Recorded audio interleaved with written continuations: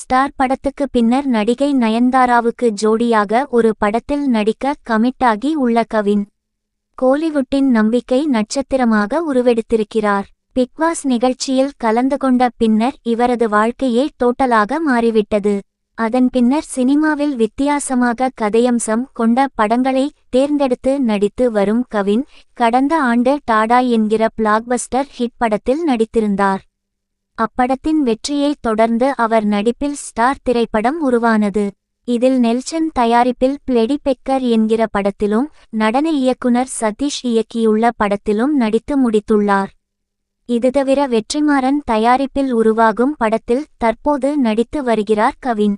இதில் நடிகை ஆண்ட்ரியாவும் முக்கிய கதாபாத்திரத்தில் நடிக்கிறார். இப்படத்தின் படப்பிடிப்பு விறுவிறுப்பாக நடைபெற்று வருகிறது.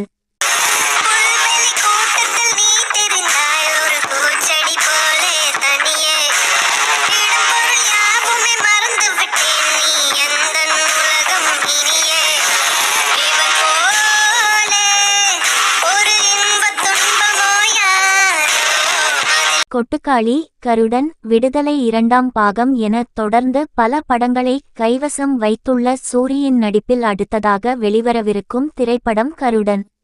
இப்படம் இந்த வாரம் திரைக்கு வரவுள்ளது.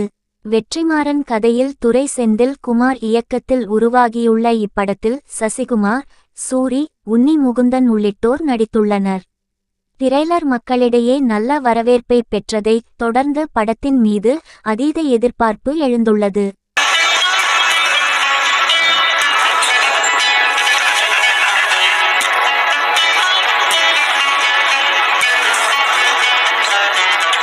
இயக்குனர் நித்திலன் சாமிநாதன் இயக்கத்தில் விஜய் சேதுபதி நடித்து இருக்கும் திரைப்படம் தான் மகாராஜா.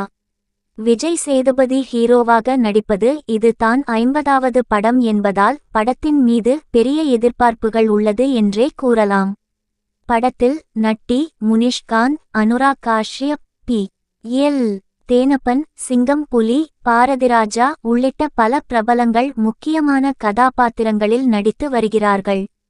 குறிப்பாக அப்பாவி போல இருக்கும் விஜய் சேதுபதி கடைசி காட்சியில் கத்தியுடன் வருவது மற்றும் அனுராக் காஷ்யப் வரும் காட்சிகள் பார்ப்பதற்கு த்ரில்லிங் ஆக இருக்கிறது.